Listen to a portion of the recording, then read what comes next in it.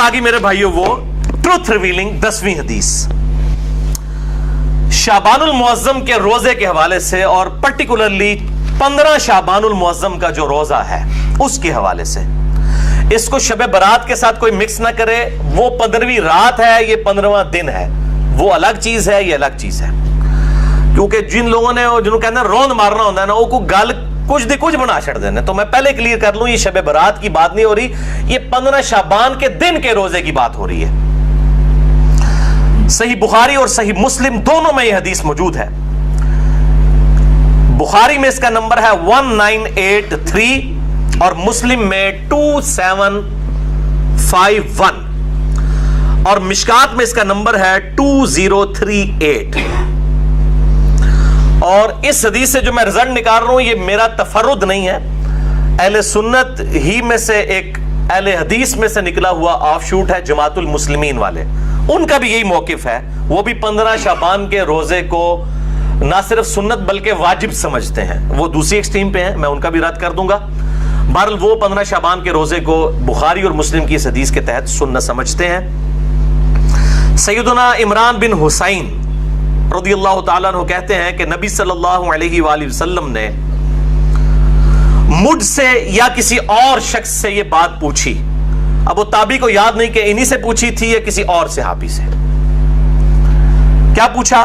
اصمت من سرر شعبان، کیا تم نے شعبان، سرر شعبان، یہ سرر عربی میں دو معنوں میں استعمال ہوتا ہے. ایک تو یہ اردو میں بھی ہم سرے کے طور پہ بھی استعمال کرتے ہیں نا، شعبان کے سرے کا روزہ رکھا ہے، یا وہ سرا ہوگا پہلا عشرہ یا ہوگا تیسرا عشرہ. اور ایک جو سرر کا معنی ہے وہ درمیان اور بیچ بھی آتا ہے، کھوکھلی چیز، سینٹر کے لیے بھی یہ سرر کا لفظ استعمال ہوتا ہے. اور یہ اپروپریٹ ٹرانسلیشن ہے کیونکہ اس کو سپورٹیو ایک اور حدیث ہے جو میں انشاءاللہ آن کیمرہ بھی دکھا دوں گا انشاءاللہ. تو تم نے سرر شعبان یعنی شعبان کے بیچ کا روزہ رکھا ہے؟ تو انہوں نے عرض کیا نہیں یا رسول اللہ صلی اللہ علیہ وآلہ وسلم. تو آپ نے فرمایا پھر جب تم رمضان کے روزے مکمل کر لو تو شوال کے اندر 2 روزے رکھ لینا. یعنی یہ ایک روزہ چھوٹا ہے، اب اس کے بدلے 2 روزے رکھ لینا. یہ ترغیب دلانے کے لیے، کوئی واجب نہیں، ترغیب دلانے کے لیے. یعنی وہ اس کے ایکویلنٹ 2 روزے ہو جائیں گے. بعض لوگ اس طرف گئے کہ یہ جو بیچ والا شعبان ہے اس سے مراد ایام 20 کے 3 روزے ہیں. بھائی اگر 3 چھوڑے ہوتے تو اس کے بدلے 6 رکھوائے جاتے یا کم از کم 3 کو کم کر کے تو آپ نے 2 نہیں کروانے تھے. لاجیکلی 3 کو 3 تو رکھنا چاہیے تھا. تو اس سے مراد ایک ہی روزہ ہے 15 شعبان کا سینٹر کا، اور اس کے ایکویلنٹ پھر کہا گیا اگر وہ رہ جائے تو شوال میں 2 روزے رکھ لو. یہ حدیث بخاری اور مسلم دونوں میں ہے. صحیح مسلم میں ایک اس کا طریق ہے جس نے بالکل یہ ایمبیگوٹی جو ابہام ہے وہ دور کر دیا.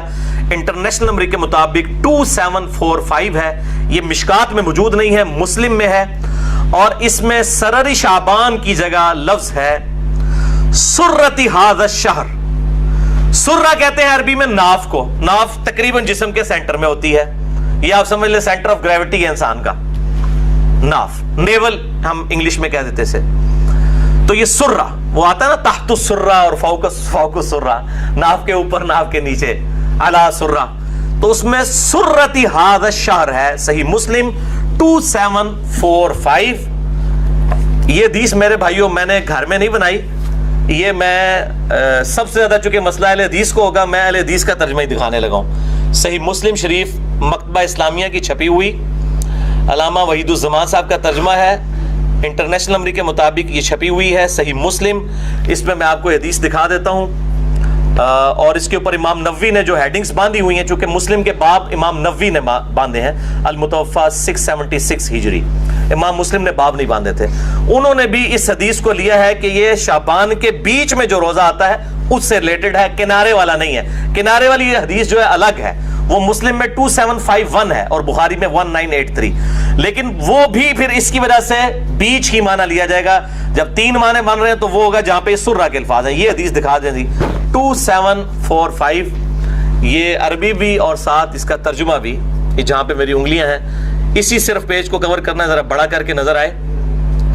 اور یہ سیم وہی حدیث ہے عمران بن حسین والی رضی اللہ تعالیٰ عنہ. یہ الگ سے کوئی حدیث نہیں، اور اس میں بھی وہی الفاظ ہیں کہ آپ نے پوچھا کیا تم نے اس مہینے کے سرہ میں روزہ رکھا ہے.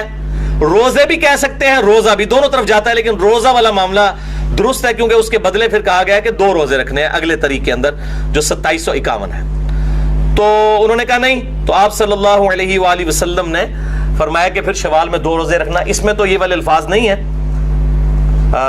سرر والے, لیکن اس میں سرہ والے ہیں, لیکن اس میں یہ موجود ہے جب تم افطار کرو تو 2 روزے رکھنا, یعنی جب رمضان کی افطاریاں گزر جائیں تو شوال میں 2 روزے. تو یہ سرہ کے الفاظ ہیں, ناف کے, سینٹر کے, اور یہ بالکل صحیح معنی بنتا ہے. اور اب سرر کا معنی شعبان کا آخری کنارہ تو ویسے نہیں لیا جا سکتا کیونکہ شعبان کے اینڈ پہ آپ صلی اللہ علیہ وآلہ وسلم نے مخصوص کر کے روزہ رکھنے سے منع فرمایا, کیونکہ پھر رمضان کا پروٹوکول ڈسٹرب ہو جائے گا. جیسا کہ صحیح مسلم میں آتا ہے کہ فرض نماز جہاں پہ پڑھی ہے وہاں پہ آپ سنتیں نہ پڑھیں بلکہ بکھر کے پڑھیں تاکہ وہ پروٹوکول ڈسٹرب نہ ہو. اسی طریقے سے رمضان کے پروٹوکول کو ڈسٹربنس سے بچانے کے لیے کہا گیا شعبان کے آخری عشرے میں جو 2-3 دن ہیں ان کے اندر آپ نے روزہ نہیں رکھنا. اور ایک اور حدیث ہے جو اس کو سپورٹیو ہے, جامعہ ترمذی اور سنن ابن ماجہ میں اور مشکات میں 1974 کہ آپ صلی اللہ علیہ وآلہ وسلم نے فرمایا جب شعبان کا نصف ہو جائے تو پھر اس کے بعد روزے مت رکھو. اس سے بھی یہ بات پتہ چل گئی کہ وہ سرر شعبان سے مراد صرف نصف ہی لیا جا سکتا ہے, آخری عشرہ نہیں لیا جا سکتا. البتہ ایک ایکسیپشن ہے جو صحیح بخاری اور صحیح مسلم میں ہے, مشکات میں 1973, وہ پچھلی تھی مشکات میں 1974, یہ 1973 کہ آپ صلی اللہ علیہ وآلہ وسلم نے فرمایا تم میں جو رمضان پائے وہ رمضان سے پہلے 1 یا 2 دن جو ہیں ان میں شعبان کا روزہ نہ رکھے, ہاں مگر یہ کہ جو شروع سے رکھتا چلا آ رہا ہو, یعنی جو پورا شعبان روزے رکھ رہا ہے اس کو اجازت ہے کہ وہ شعبان کے آخری دنوں میں بھی روزے رکھ سکتا ہے, لیکن کوئی مخصوص کر کے آخری 2 دنوں کے روزے نہیں رکھے گا. اس حوالے سے یہ بات بالکل کلیئر ہو گئی.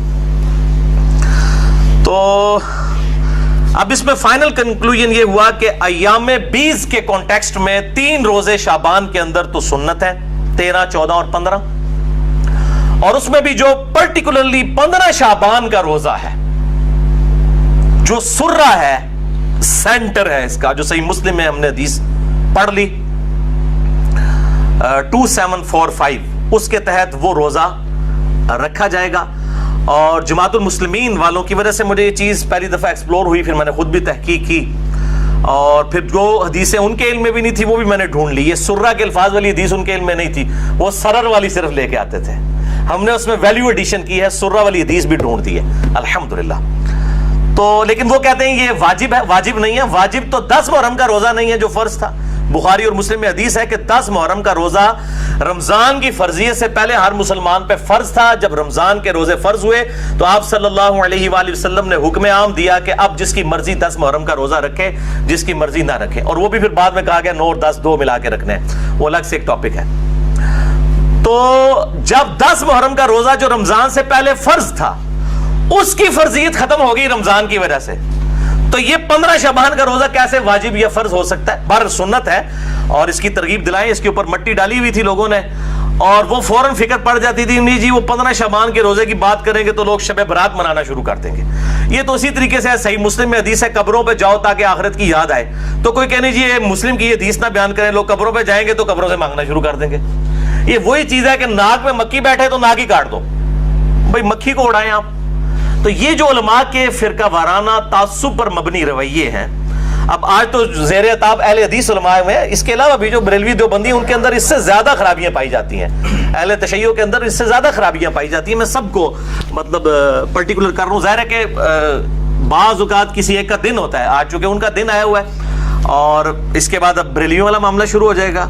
شب برات کے حوالے سے کوئی روایت بھی صحیح سند سے ثابت نہیں ہے. تو میں پھر کلیئر کر دوں کہ یہ 15 شعبان کے روزے کی بات کر رہا ہوں, شب برات کے روزے کی بات نہیں میں کر رہا.